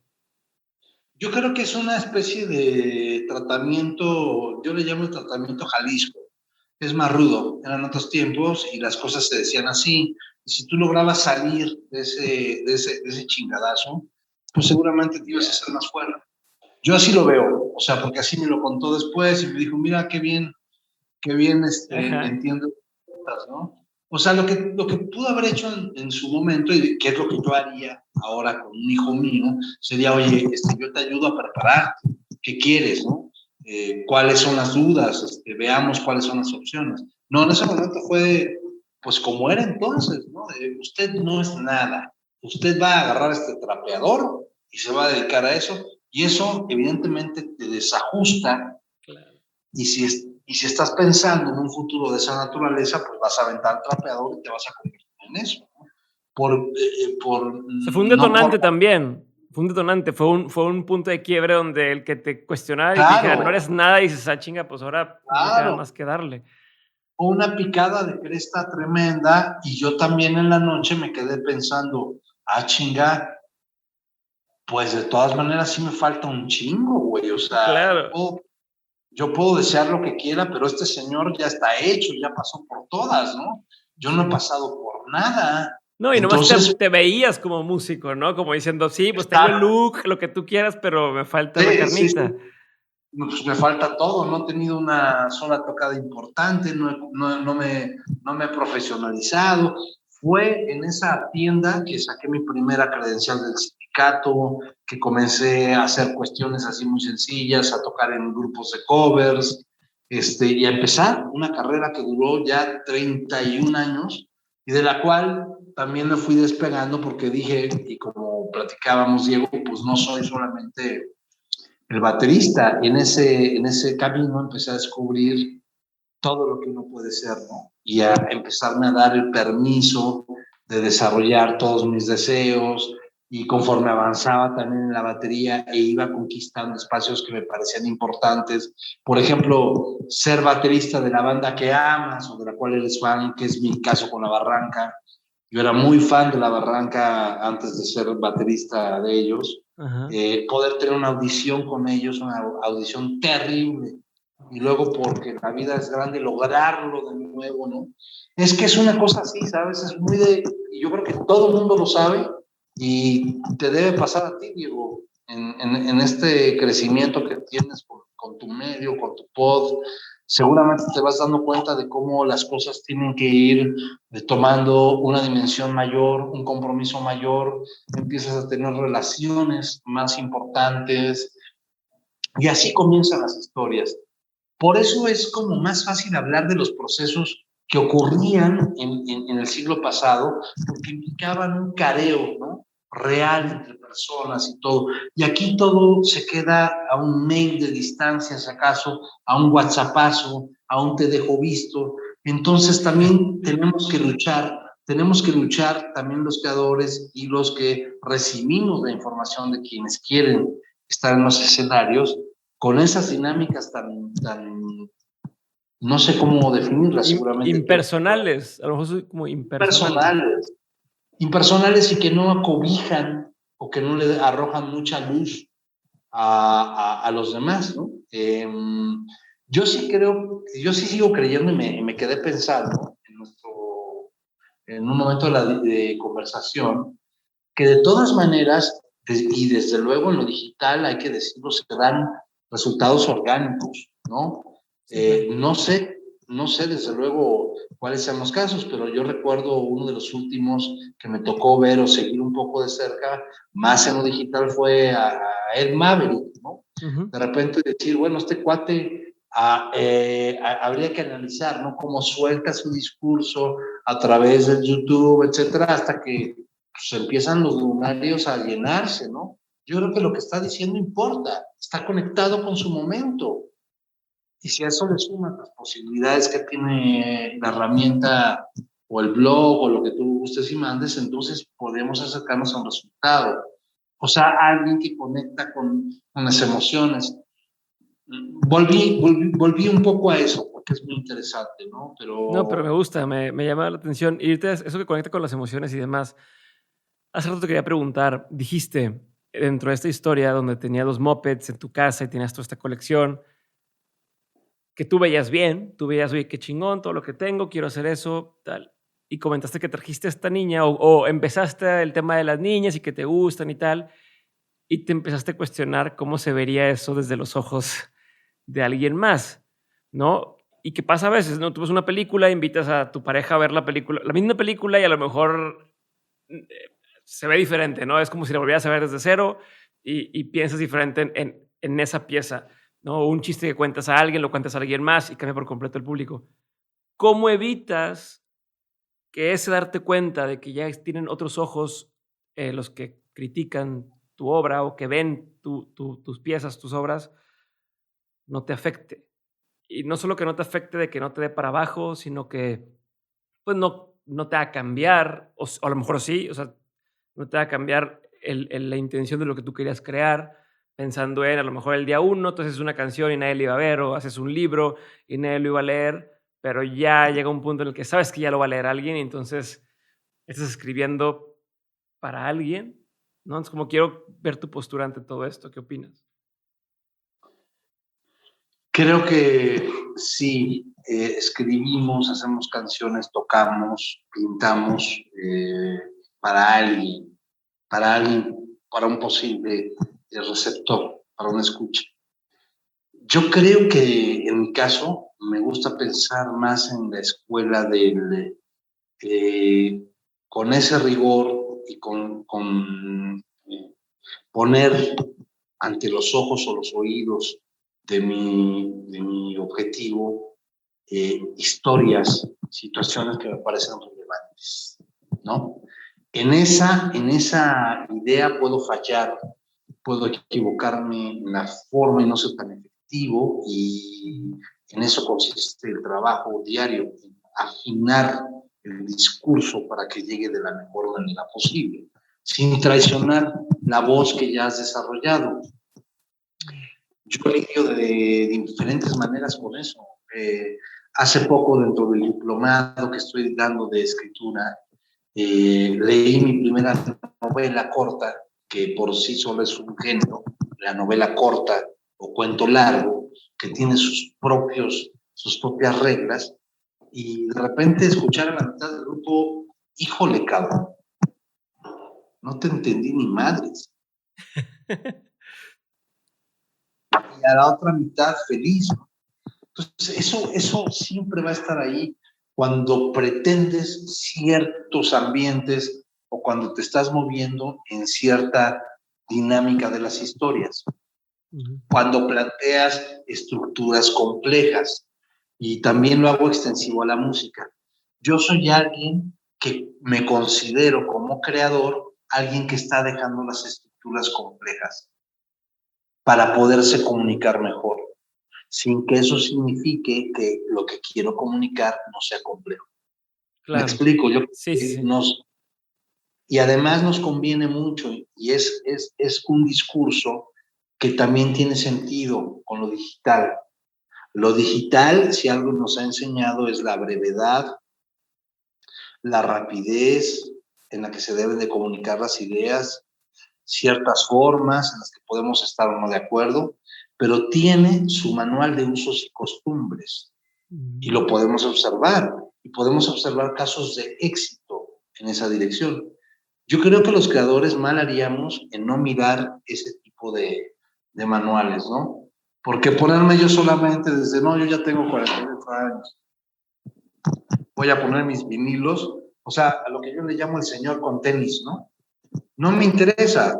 O sea, en dado caso me interesa ese efecto de comunicación y observar qué es lo que de repente funciona, qué sí está funcionando a nivel discursivo para poder comunicarte con nosotros. Dicho de otra manera y con un ejemplo muy claro, yo acabo de sacar este poema que me tiene muy orgulloso, que habita en un espacio digital, que es hielo.site, pero que es también un objeto que vive como en una bolsa, como una sustancia, ¿no?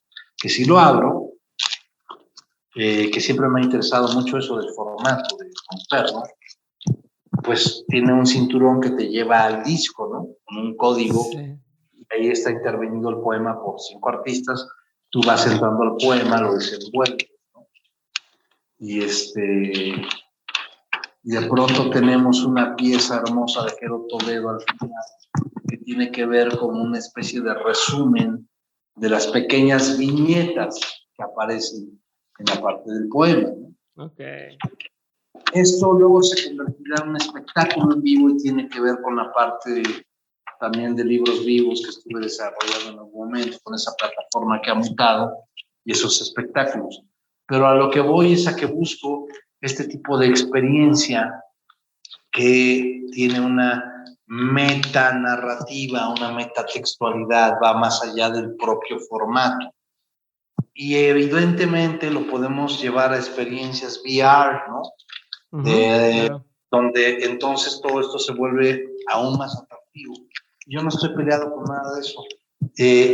Creo que las herramientas ahí están para utilizarlas y decir, dar el discurso. Ahora, sí te puedes convertir en alguien crítico, en alguien con cierto punto de vista que cierto público empiece a relacionar o a decir este cabrón es así, o se mueve con estas perversidades, o de repente es demasiado extravagante, mística. Perfecto. Entonces seré esa botella de vino, pero alguien se la va a tomar muy bien. Esa botella de vino, ¿no? Y eso es lo que yo sé, y porque me ha pasado, ya me han bebido, pues. Esas especulaciones se las dejaría a quienes no hayan sido bebidos, leídos o escuchados. Yo ya teniendo esa posibilidad con las ventajas que tuvimos muchos músicos en nuestro momento, siento que esa parte está, ese caballo está como más tranquilo en el establo de mis emociones, ¿no? Otros están queriendo probar, salir, correr, ¿no? Es como regresar a tu pregunta, Diego, ¿y ahora cómo? ¿Cuál es la siguiente forma? Para mí se llama Pluma Negra. Pluma Negra es una agencia que tengo con un socio y que no necesariamente pertenece al ámbito de lo medible. Nos buscan quienes saben qué hacemos, ¿no? Entonces empieza un juego literario, ¿no? No va a ser tan fácil que llegues a mí, los proyectos que desarrollamos aquí tienen cierto calado, van para ciertas marcas, ¿no? Y tampoco vamos a estar ahí. Tengo la sensación, de pronto, y esto, a lo mejor es una locura, de que hay que medir muy bien y a veces aprender a desaparecer del ámbito digital. ¿Sí me entiendes? O sea, se nota la desesperación digital. Se nota, es muy claro. Los tengo medidos casi a quienes empiezan, ya cuando alguien empieza a poner fotos de la familia y del bebé y todo, tenemos un tema, sobre todo en el caso de los artistas, ¿no? Entonces esos diagnósticos no son buenos. Yo sí pongo fotos familiares porque realmente no estoy basando todo mi trabajo en el ámbito digital y lo promuevo por ahí, pero cuando ocurre, hago una especie de, digamos, de alianzas. Regreso a lo tradicional, que es contactar con una oficina Claro. de prensa, que me haga la prensa para poder dirigir una campaña de acuerdo a lo que voy a decir, a un segmento que va todavía a leer el periódico, que todavía se ensucia las manos, pero también a un segmento digital y también a un segmento de televisión y de radio. Entonces hago algo que tenga sentido de acuerdo a lo que estoy diciendo, a quienes me conocen y a por donde le puedo pegar. Y abro puertas, ¿no? También invito promotores, invito a gente que se pueda hacer por el mundo, ¿no? O sea, pero algo importante es, por ejemplo, esto que me dices, oye, ¿sabes qué? Hicimos hielo, es poema expansivo, tiene todas estas cosas, y entonces para amplificar ese mensaje se usan estos otros medios. No todo el tiempo quiero tener prendido la atención de la gente, aunque no tenga nada que enseñar y que decir. ¿Qué es lo que pasa? A veces nos escriben hacia dementes, oye, te proponemos este invitado, y lo primero que ponen es, tiene 200,000 seguidores en Instagram, tiene 1,000,000 de seguidores en TikTok, tal, pero esa es la carta de presentación. Tiene tantos seguidores, y le digo, ok, ahí me dice, habla de emprendimiento, ¿no? Habla de emprendimiento, y le digo, bueno, ¿qué empresa hizo? ¿O qué empresa ha hecho? No, bueno, o sea, da consejos de emprendimiento en TikTok. Sí, pero ¿qué empresa hizo, no? Y entonces, lo que regresa es cuando dicen, oye, bueno, ¿sabes qué? Ya conoces a Chema Arreola, y no dicen, tiene seguidores, o lo sigue, hizo esto, escribió esto, tocó aquí, tocó acá, que se nos olvida un poco que eso es la carnita de las cosas, ¿no? Eso es lo que importa, las cosas tangibles y las huellas que sí se van dejando, y no cuánta gente te vio hacer nada, ¿no? Creo que por ahí también va un poco, y te me hiciste recordar mucho eso. Sí, sí, pero es importante, Diego, que en el caso, por ejemplo, de gente necia como yo de pronto, o que se pone bronca, también sepa dejarse guiar y consentir Claro. por los afectos digitales. Sí, Es sí, decir, sí. cuando a mí me toca que me digan, oiga, despierte porque está usted demasiado ahí como perdido, o es raro encontrarte, no sé qué, también es algo que me interesa, como, digo, mentiría si digo que es una estrategia, pero me he dado cuenta de que funciona desaparecer, por supuesto, Sí. porque de repente yo hacía esta reflexión hace 4 años en Tepoztlán, donde vivía. Estaba de criticón, yo viendo las redes de mis amigos y decía, es que lo dijiste tú muy bien, Diego, es insostenible. Cuando no eres un músico, sabes que tienes como un programa, una serie de Netflix, o un soporte, digamos, muy grande, mediático, pues está jodido, güey, porque tus contenidos, o sea, ¿cómo sostienes? En ese entonces, los amigos de los que hablo, porque no voy a dar nombres, gozaban de cabal salud en cuanto a likes.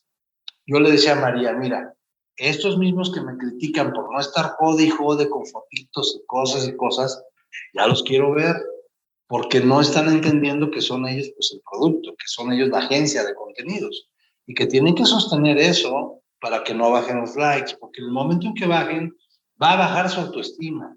Sí.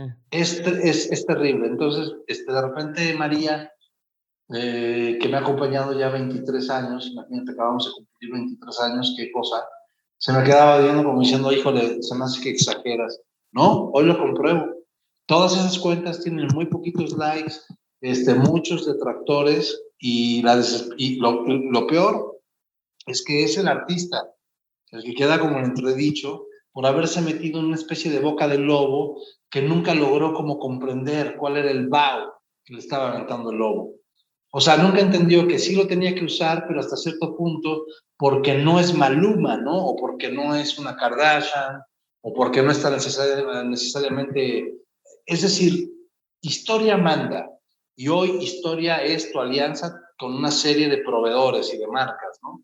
Entonces sí puedo contarte una historia, si traigo unas Dean Martin puestas, o traigo una marca especial, y entonces salgo y empiezo a narrar, y empiezo a caminar, y transito Oaxaca, pero bien arropado con eso, ¿no? Y hablo de música, no sé, son como bien poquitos casos. Hay algunos que me encantan, como este colombiano que se hace llamar Alvinch, algo así, No lo Alvinch. conozco. Tiene extraordinarios momentos, es un cuate muy joven que habla de música de maneras muy interesantes, o Sean Track, que por ahí hacen Ese cuate está muy, muy bueno. impresionante, que hace análisis increíbles de música, pero hace análisis realmente de gente que sabe, ¿no? De música, Sí. de teoría, de Y las academia, toca ¿no? ahí en caliente, y solito te dice, chécate esto, y te va enseñando. Eso yo lo voy a aplaudir toda la vida, ¿no? Hay contenidos que valen mucho la pena, definitivamente, pero creo que sí nos vamos entendiendo, ¿no? Es como de, yo estoy en un momento en el que tengo la sensación de que por ahí se puede generar algo que estoy como que medio inventando para que uno tenga presencia, pero que sea otro tipo de ritmo y de plataforma más conveniente para el tipo de trabajo que yo y muchos otros artistas hacemos, ¿me entiendes? Porque el concepto de velocidad y de entrega no está en el territorio de lo que yo hago.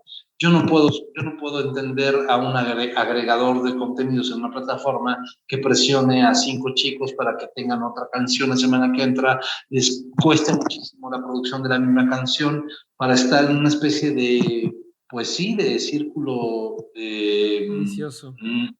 vicioso y maldito, ¿no? Querido Diego. Qué chingón. Estoy 100% de acuerdo. Ahorita lo que me dices me deja a mí pensando y así tomando nota de bastantes cosas que hoy todos te quieren empujar a hacer y que creo que vale la pena reevaluar y decir, a ver, tranqui. Quiero No pasar porque sabemos ¿Dónde? que no sabemos hacer pausa, Diego Barrazas. Eso. No sabemos hacer pausas, pero te escucho. Vamos a pasar porque nos queda poco tiempo una parte de preguntas concretas, ¿ok? La Señor. pregunta es concreta, la respuesta no tiene que ser. Contestas y avanzamos. ¿Sale? Pregunta número 1. ¿Cuál ha sido, Chema, uno de los peores consejos que te han dado en tu carrera o en tu vida? Tienes que tocar en Timbiriche. Cuando yo termine de tocar en esa banda, ahora tú vas a ser mi sucesor y entonces te toca a ti. Ahora tú subirás, tienes que tocar en Timbiriche. No se puede tocar original, no andes soñando. En México no existe esa posibilidad, así que prepárate para ser el baterista de Timbiriche. Muy bien. ¿Cuál ha sido uno de los mejores consejos que te han dado? No lo publiques, es una mierda. Okay. Ya un poema que ya estaba listo para la plancha, no me dijeron es una mierda, me dijeron tú sabes que es una mierda. Yo no lo dije, tú lo sabes. Así. Y tenía razón, simplemente publicar por publicar, ¿no? Creo que es uno de los mejores consejos que me dieron. Y finalmente, dos años después lo publiqué. Wow. Es mucho tiempo esperarte tanto tiempo, pero lo que decíamos de la velocidad. ¿Cuál es un consejo que tú antes dabas como un buen consejo? Cuando te pedía algún consejo, tú lo dabas como, este es un buen consejo, pero con la experiencia ya no darías. Un buen consejo que me dieron, pero que hoy ya no daría. Un consejo que tú considerabas bueno dar y que hoy ya no darías. O sea, que a lo mejor hace 10 años, 15 años, 20 años, alguien te decía, oye, Chema, ¿cómo le puedo hacer para lo que quieras? Y tú decías, haz esto. Y que hoy hayas cambiado de opinión y digas, ¿sabes qué? Ese consejo ya no lo daría. No hagan streamings. Okay. Es una... No existían los streamings entonces, pero vamos a traerlo para acá. No hagan streamings a lo loco. Afinar la puntería de lo que queremos hacer. No gastar, no hacer gastos excesivos de energía, porque sí te pasa factura con tus compañeros de trabajo y con la vida. O sea, poner claro el objetivo. O sea, lo pasé como a presente, pero en su momento era, toca hasta que vomites en todos los lugares. No, espérate, hay que definir dónde, cuándo y cómo, sin ponerse sus moños. O sea, no me refiero a ponerse sus moños. Chingón. Creo que sería... Me gusta. ¿Qué opinión tienes que poca gente comparte contigo? La libertad sexual absoluta. Por ejemplo, amar a las personas, o sea, tener una noción de libre sexualidad que no tenga que ver ya ni siquiera con esta categorización de las cosas. Amar a las personas, tener relaciones de cualquier tipo, afectivo, sexual, o sea, por ser una persona que te gusta. Chingón. ¿Qué es algo que la gente no sabe de ti y que si supiera le sorprendería? Que me gustaba mucho Timbiriche, sobre todo el disco 7. O sea, lo que decías de no tocar con ellos no era porque no te gustara la banda. No, sí me pasó eso. Lo que pasa es que cuando escuché el disco, creo que es el 7, en realidad andaba yo poniendo... Es que había muy buena música pop, yo no sabía, o sea, nosotros teníamos como una impronta de decir Timbiriche, no, Flans, no. Bueno, pues me encanta el 20 millas de Flans, me encanta el Timbiriche número 7 y creo que hay extraordinarias canciones de muy buenos compositores allá. Digo, la, es lo que es, ¿no? O sea, me preguntas así como un secreto, es como una especie de gusto Gusto culpable. culposo, ajá. Diría que siempre me ha gustado el pop, por supuesto, y luego entendí que ahí había muy buenas canciones en ese tipo de bandas, de tríos, etc. Chingón. ¿Qué es algo que te da mucha curiosidad hoy en día? Algo en lo que piensas constantemente. Durante el día, O sea, algo que ocupa mucho tiempo tu mente hoy en día, que te da mucha curiosidad, que, o sea, puede decir que lo piensas un día sí, un día no, pero me refiero a que algo que... ¿cuándo? Hoy, tengo la respuesta, hoy, ¿cuándo voy a volver a tocar? ¿Cuándo me voy a volver a parar en un escenario? Eso ocupa gran espacio de mi CPU y cómo voy a, si me permites también, a pues mantener la atención de mi diplomado, que son más de 60 alumnos de escritura creativa. Toda mi cabeza está todo el tiempo en historias y en la sensación de volver. Quiero volver. Chingón. ¿Qué es una película o serie o documental o pieza musical? Puede ser una o varias, pero que hayan marcado en tu vida un antes y un después. O sea, que te haya hecho abrir los ojos a cosas nuevas, que te haya hecho decir, ay, güey, esto me cambió de rumbo. Cinematográficamente, Wim Wenders, Tan lejos, tan cerca, y El cielo sobre, las alas sobre Berlín. Esa como trilogía poética que tiene que ver con los ángeles y con la presencia de los mismos en la ciudad, y con la poesía de Rilke, desde luego. Cinematográficamente hablando, también habrá otras cosas que me impactaron muchísimo. Yo creo que el final de Cinema Paradiso sigue siendo uno de los momentos más bellos de la historia de la cinematografía para mí, ¿no? Como resumen emocional, pero pues también tenemos cosas mucho más contemporáneas que me han transformado. Musicalmente, eh, es muy curioso, pero voy a volver. Yo creo que van a pasar dos cosas aquí. Una es una banda noruega de pop absoluto, directo, que fue la causante de un hit que digamos que de alguna manera los definió, pero no los explicó porque vinieron más de 14 discos extraordinarios después, que se llama Ajá. Sí, son los de Take On Me, pero la gente piensa en Take On Me y no sabe que hay una cantidad de música en ese grupo noruego increíble. Para mí en los 80 era muy importante, pero también lo era Joy Division, Depeche Mode, The Cure, por supuesto YouTube, una etapa de YouTube que termina para mí en el Suropa o en el Action Baby, muy seguramente. Desde luego todo Pink Floyd, no puedo vivir de pronto sin un día escuchar algo de eso. Radiohead me gusta muchísimo. Cada vez me gustan los cantantes como más en solitario también. Benjamin Clementine me vuela la cabeza ahora. En fin, ¿no? Pero de lo que realmente me generó una onda de choque fue, yo creo que soy new romántico, new wave, pertenezco a esa generación. A mí me gustan los Smiths, me gusta The Cure, me gusta esa parte de la música, ¿no? Chingón. ¿Y algún libro? Bueno, yo creo que el que me abrió la cabeza debe ser el primero, Platero y yo, de Juan Ramón Jiménez, que dejaban leer en las escuelas en España, pero a mí me lo regaló mi papá en una edición encuadernada muy bonita, por eso lo recuerdo, porque la encuadernación y el proceso lo dirigió él, y sobre todo porque tiene un final que es demasiado triste y que desafortunadamente definió buena parte de mi temperamento. Platero bajo el cielo de Moguer. También citaría a García Lorca como poeta, La luna vino a la fragua, El romancero gitano, porque esas eran las cosas que también me tocaba hacer en la escuela, ir a los concursos de declamación. Entonces me aventaba yo El romancero gitano con el teatro lleno, La luna vino a la fragua, El niño la está mirando, y todas esas esa música de Lorca que se quedó de alguna manera pues agarrada de mí, ¿no?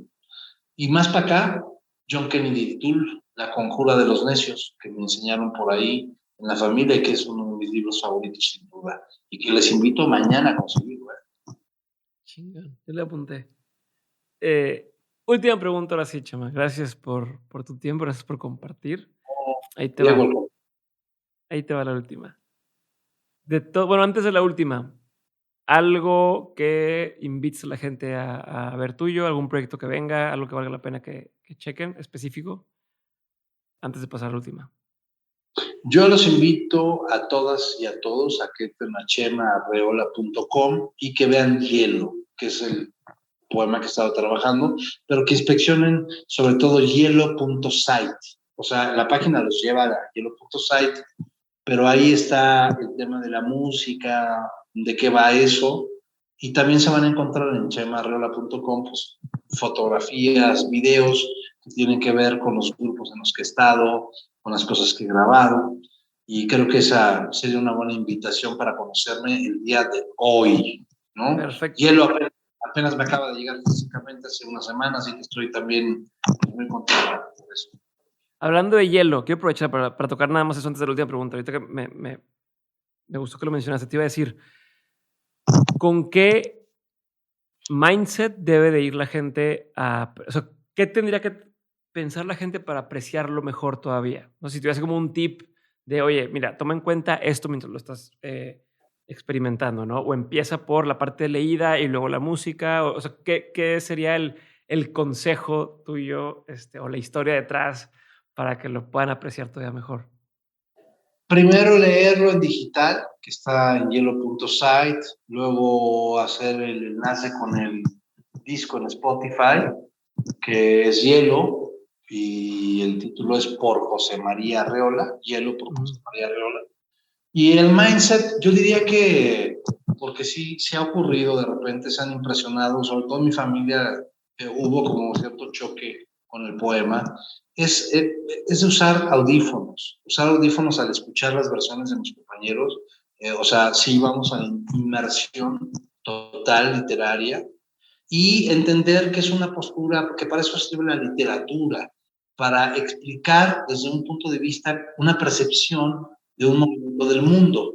En mi caso, un mundo congelado, en mi caso, un mundo donde las sustancias, donde la cocaína, donde las benzodiazepinas, donde todo lo que nos jode, nos tiene dominados de alguna forma en un estado de congelación permanente y donde el mundo digital no permite respirar un poco las bondades de esa segunda realidad que no podemos negar y que corre en los parques. Entonces, ese sería el mindset un poco, entender que es un comentario, como se solía decir antes, un comentario a una situación que me parece insostenible en términos del alma de las mujeres y de los hombres, cuya residencia en la tierra nos está haciendo un poco difícil. Así que si van buscando un domingo de margaritas y hot cakes, por favor, iros a otro libro o a otro texto. Este no es, tiene eso, pero finalmente es lo que yo digo que tiene. A lo mejor llega alguien y dice, mira, lo tiene, pero no lo tiene tanto como dice el autor, ¿no? Simplemente dense la oportunidad de congelarse 10 minutos, de escuchar cosas que no son necesariamente las que quieren escuchar, porque también sabes que yo odio ya ese mundo de autocomplacencia y entretenimiento, donde todo tiene que ser bonito, lindo y Finales bien presentado. felices. No, cabrón, a mí los finales felices no me gustan, eso es un hecho. Tengo una novela en la que yo propongo que gane el lobo, ¿no? Le pido al lector que por favor participe para que el lobo sea el que gane. Entonces, en realidad, sí tengo esa es como una especie de pulsión narrativa, pero también te confieso, Diego, que quisiera escribir algo, en eso estoy. Mi nuevo proyecto, digamos, literario, que se va a tardar un rato, es para niños. Quiero salir un poco de esos ambientes y quiero carearme con esa posibilidad de hacer una historia mucho más digamos que luminosa. De eso hablábamos desde el principio de la conversación. Igual en mis canciones, quitarme demasiada paja y peso y poder ser más libre en mi comunicación. Eso es como un deseo. Chema, ahí va la última pregunta que le hago a todos los invitados y es la siguiente. De todo lo que has aprendido en lo personal y en lo laboral, me gustaría que me dijeras con cuáles 3 de esos aprendizajes quisieras quedarte siempre en la mente, quisieras tener siempre presentes. ¿Cuáles son estos 3 aprendizajes de vida o de tu carrera que digas, quiero que sean mi brújula y marquen el resto de mis decisiones? Saber decir que no, número 1, es sumamente importante. El segundo, la pérdida absoluta del miedo al ridículo. Quizás estas generaciones ya no lo tienen tanto, pero todavía algunos de por acá siguen teniendo ese tipo de miedos y esa autocensura, ¿no? Yo diría no miedo al ridículo, perder toda autocensura, toda forma de autocensura. Esa sería la segunda manera. La tercera, muerdan bien. Cuando digo muerde, es agarra lo tuyo, muerde lo que te corresponde en la vida. A veces se nos caen los dientes, pero hay algo que nos pertenece y nadie puede interponerse entre eso y nosotros. Así que muerdan bien lo que desean, como una presa, siempre desde el lado al que me refiero, ¿no? De la obtención de lo que está chido, pero no perder la mordida, saber decir que no. Y la otra que dije que ya había hecho ahí un matiz es fundamental, ¿no? Y perdone, maestro Barraza, quizá la más importante, abandonen toda certeza. Aquel que tenga certezas está muerto. Así me despido. Con eso cortamos. Súper, buenísimo, me encantó. Me encantó. Diego, gracias. Diego, muchas gracias. No, gracias a ti por hacerlo de nuevo y por llevarme otra vez a lugares increíbles. Esa creo que es una de las maravillas de una buena entrevista, es que te agarren de la mano. Yo que hice también muchas entrevistas, hoy me sentí realmente, por el tiempo, el ambiente, tu conversación, de regreso y además estimulado para mi clase de hoy. Así que espero que yo haya cumplido también ese tipo de sensación. Más. O sea, yo me quedé con muchas líneas todavía que quisiera explorar, que seguramente habrá una parte 2 de episodio que vamos a ver después, porque nos falta explorar un montón de cosas ya a lo mejor en lo profesional y luego regresarme al tema, incluso está súper interesante el tema de la familia, de las relaciones, tu perspectiva del amor. O sea, te digo, tengo muchas cosas más que quisiera explorar. No te quiero robar más tiempo, pero seguramente haremos una versión 2 de la conversación, o sea, una segunda parte, y encantado. Me encantó conocerte, de verdad, un honor y inspiración, cabrón. Gracias, Diego. Igual, abrazo para ti y cuando quieras aquí estamos para seguir platicando. Saludos a tu equipo. Muchas gracias a todo el equipo. Abrazote.